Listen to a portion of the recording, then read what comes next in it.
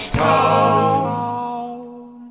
Today I want to talk about product placement, advertising in YouTube videos. Now, as YouTube matures as a medium, people look for ways to make money out of what they do. And one of the ways that some people make money is that people sponsor them to make videos about certain products. So for example, Battery Maker might say, oh, make a video about batteries, and oh, you could be a little bunny and do running fast, and all your followers who think that you're trustworthy and cool would like our product.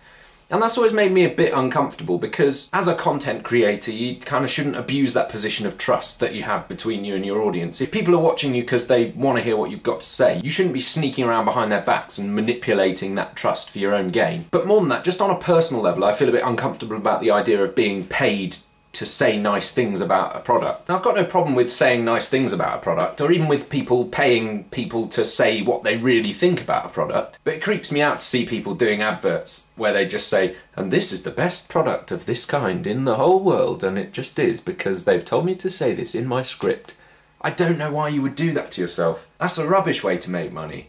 Because in a lot of cases, I think people, they're being paid to lie. They're being paid to say things that they either don't believe are true or they know not to be true. And if I'm honest, it makes me go all shivery. So I thought today, as a kind of antidote, I would tell you about some products that I really dislike. I should make it clear from the outset, I am not being paid by anyone to say mean things about their product. Ready? Go. This here is the worst shaving cream I've ever used. Shave cream, it's called. It's from the Body Shop, okay? A very ethical company, but also a rubbish one. And I'll tell you why. This doesn't do anything. I'll put it on my face, it doesn't lather up properly. It's like made of the roots of a mystical plant. It's just rubbish. And I put it on, and it makes no discernible difference to the experience of shaving, except that it feels all sort of weird and gross. So don't buy that. I don't know why I'm doing this, but I'm using it and using it and using it, and I've had it for months now, just hoping it will one day run out. I don't know why I don't just buy something else. I may buy something else. Calm down. The next thing I want to talk about, I don't actually have, because I was smart enough not to buy any more. I actually did just throw this out and buy something else. It was that bad. It was a tub of like proper organic peanut butter, like a really big tub. And I bought it because I thought, well, that's a big tub, it's quite good value, I'll take it home, I'll use it and it'll last ages. And I also thought, yeah, good, yeah, it'll be really sort of good for the earth, instead of all these sort of preservative-laden rubbish. It was horrible. Okay, I opened it when I got home, it was all oily, and I gave it a stir. It said you had to stir it because the oil separates from the thing, because they hadn't added the horrible chemicals that make it all stick together and not look really awful. Put it on some bread and tried to eat it. It didn't taste of anything, not even peanuts. It was rubbish. It just sat on the side in the kitchen for months until I decided to throw it away. See, a lot of the time that's the problem with these like ethical products, and I don't have a problem with people trying to do good things and be nice to the world. But stop pretending your products are the same as the ones that are made using all the chemicals. They're not. Generally speaking, they're much worse. That's just the truth. That's why more people don't buy them. Which reminds me, right, there's an advert on the telly at the moment for Quorn mince, which is vegetarian substitute for minced beef, ground beef. And it says, oh, you can make your delicious spaghetti bolognese 80% less fattening by using this Quorn mince. And I'm sure that's true, but at no point in the advert do they mention that it's going to taste 80% less nice. That's just the truth, that's how it works. Bad luck. If it tastes 70% less nice, then that's a sort of a trade-off, fine. If it tastes 90% less nice, as I suspect it might, then it's rubbish. Okay, moving on. Quorn mince, that wasn't even on the list, but I hate it. I've never even tried it. I just know it's rubbish. I'm controversial this week. Next, what's the next? Oh, this is the next rubbish thing that I want to talk about. James Taylor at Christmas. Collection of Christmas songs by James Taylor. It's just rubbish.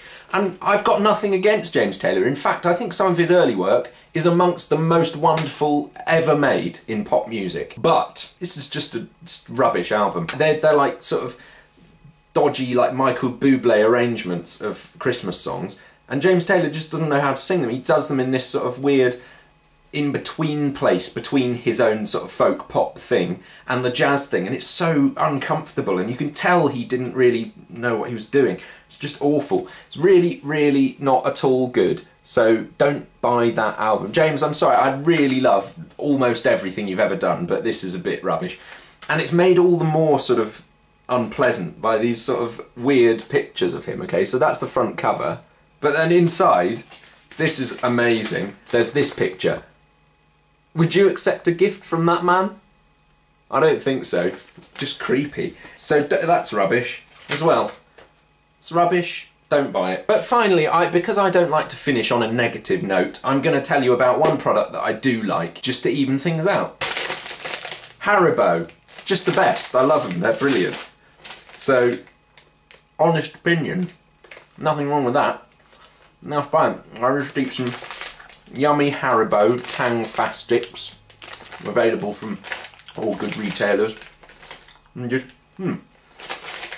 So they're really good. And now to finish, like I sometimes do, as you may know if you've been watching my videos, I just finish with a little musical mantra. I'll pick a few notes out on the piano over here, just at random, for you to carry with you today, just for no other reason than that we love music, okay? So just, you know, here's your musical mantra for the day. Just a few notes to go around in your head. I'll pick them out at random.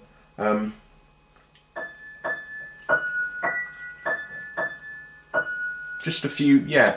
So, you know, happy days to you, and goodbye. Oh, chewy, wow. Cut. Yep. Brilliant. Thank you. Okay. Cool. I'll just, yeah. Okay. Cheers, guys.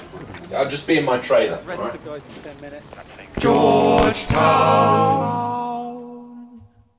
So I've been locked away in the studio all weekend, thanks for asking. That's why I've been so quiet. The new album is nearly finished. Well, that is to say that I'm at the mixing and mastering stage, which for a normal artist means they're done and they can send it off to somebody to tweak a few knobs and press a few buttons and just make it sound perfect while they sit by the pool drinking cocktails and being fed grapes. But for me, it means I get to sit in the dark room by myself, doing lots more work for the next couple of weeks. But it looks like it's going to be finished in time for the tour in April. Yeah! Details down below. Don't forget, you guys can submit an end clip for me to use in one of my videos. Just make it under 10 seconds and make sure it features the words, "I am Georgetown." Leave it as a video response to this video or to my last video or whichever video. Just leave it as a, yeah, you know what to do.